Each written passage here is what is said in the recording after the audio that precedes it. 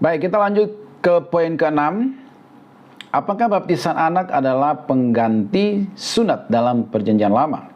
Ya, ada beberapa orang yang meyakini atau hal yang diyakini oleh gereja tertentu yang mempraktekkan baptisan percik kepada bayi, mengatakan atau mendasarkan baptisan anak itu, mereka mengatakan bahwa itu adalah pengganti sunat di dalam perjanjian lama.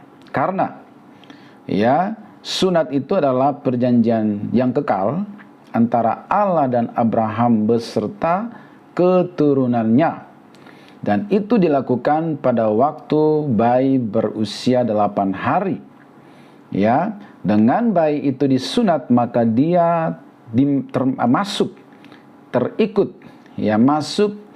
ke dalam perjanjian yang diadakan antara Allah dengan Abraham. Dan perjanjian itu isinya dikatakan bahwa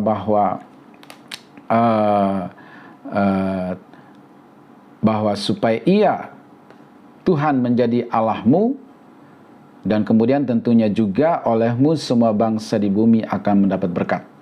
Ya, itulah isi dari perjanjian antara Allah dan Abraham, supaya ia menjadi Tuhan Allahmu.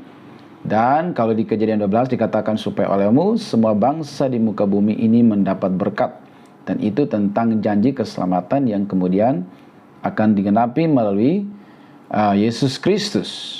Ya, itulah perjanjian itu. Jadi pada waktu itu setiap anak laki-laki yang lahir dari keturunan Abraham harus disunat. Dengan disunat dia masuk di dalam perjanjian itu.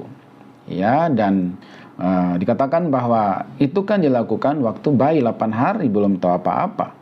Dia belum punya iman sendiri, berarti iman yang dipakai pada waktu itu adalah iman dari orang tuanya. Maka atas dasar itulah, maka mereka menganggap bahwa baptisan percik itu adalah pengganti daripada sunat. Dengan dibaptiskan si bayi ini, maka dia juga masuk di dalam perjanjian yang kekal itu. Yang kita terima melalui Yesus, karena firman Tuhan juga mengatakan bahwa kita ini juga keturunan Abraham secara rohani di dalam Yesus Kristus. Ya, seperti itu ya. Nah, seperti itu. Ya, dan contohnya adalah bahwa pada masa Yesus pun, Yesus sebagai seorang Yahudi sejati, dia juga disunat pada hari ke-8. Kemudian dia diserahkan ke bait Allah, sehingga setiap orang Yahudi tanpa kecuali laki-laki harus disunat untuk masuk dalam perjanjian itu. Nah, apakah benar sudah tepat seperti itu bahwa baptisan percik itu adalah pengganti sunat di dalam perjanjian lama itu? Ya, perhatikan tanggapannya. Ingat bahwa Yesus disunat pada hari ke-8 waktu dia masih bayi, tetapi tetap dibaptis pada usia 30. Kalau sunat itu sama dengan baptis, maka harusnya Yesus tidak perlu dibaptis lagi usia ke-30. Harusnya Yesus menolak. Ya kan, aku udah dibaptis, sama aja kan? Nah, gak usah baptis saya lagi lah, saya udah disunat.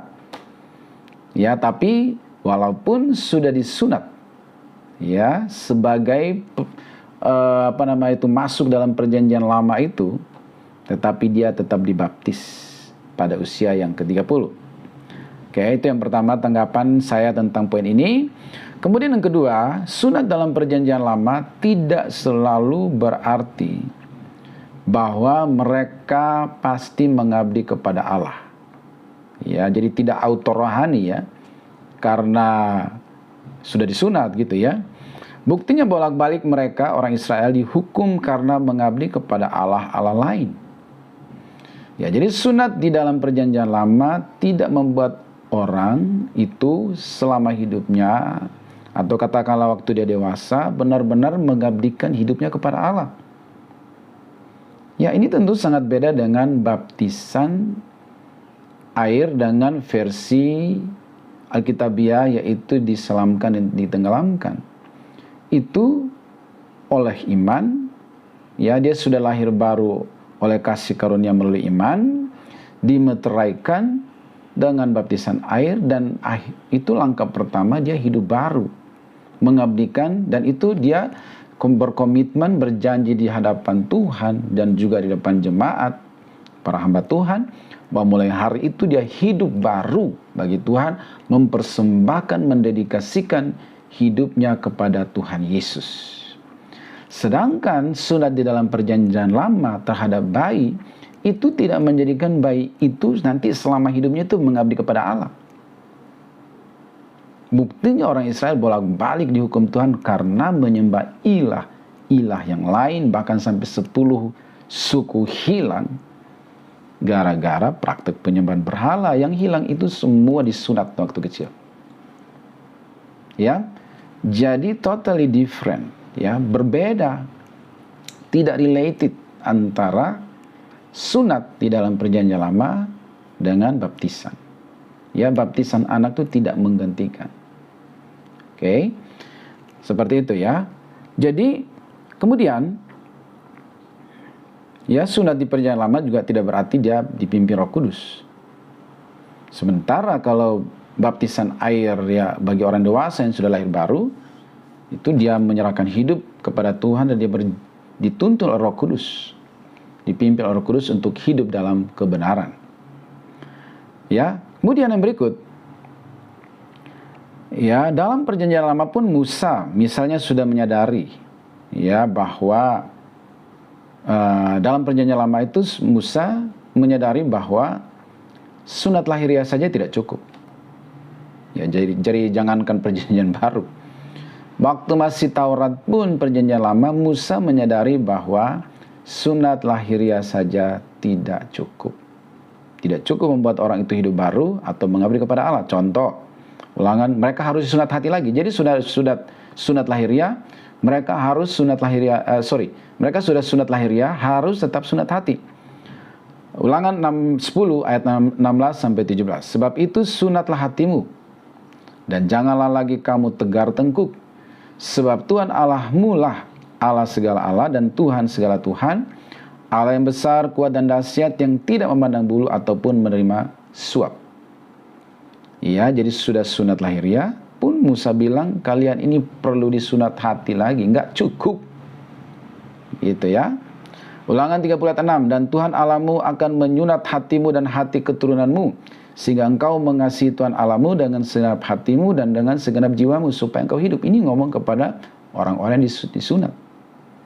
Ya, jadi perlu sunat hati lagi walaupun sudah sunat lahiriah. Yeremia 4 ayat 4. Sunatlah dirimu bagi Tuhan dan jauhkanlah kulit katan hatimu, hai orang Yehuda dan penduduk Yerusalem, supaya jangan murkaku mengamuk seperti api. Ini untuk orang waktu itu ya, bukan perjanjian baru ya. Dan menyala-nyala dengan tidak ada yang memadamkan oleh karena perbuatan-perbuatan yang jahat. Ya, jadi sudah sunat lahiriah, harus sunat hati.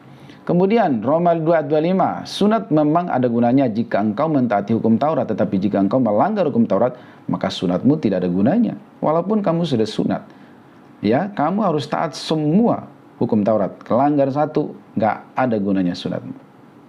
Ya, Taurat kan begitu. Ya, tidak melakukan satu, yang lain nggak berlaku. Dia harus perfect mempraktekkan seluruh Taurat, itu baru bisa layak dan diselamatkan. Dan tidak ada satupun yang memenuhi itu kan. Makanya Yesus datang menggenapinya. Ya gitu. Jadi Paulus katakan bahwa kalau kamu sunat, kamu harus taati seluruh Taurat perjanjian lama itu. Gagal satu, nggak ada guna sunatmu itu. Ya, jadi kalau baptisan bayi itu dianggap pengganti sunat, ya, padahal tidak jaminan orang itu hidup baru dan belum tentu dia mengabdi kepada Allah, maka tidak related. Yang lebih related itu adalah Galatia 5:6, sebab bagi orang-orang yang ada dalam Kristus Yesus, hal bersunat atau tidak bersunat tidak mempunyai sesuatu arti, hanya iman yang bekerja oleh kasih. Ya, Galatia 6:15, sebab bersunat atau tidak bersunat tidak ada artinya, tetapi menjadi ciptaan baru itulah yang ada artinya.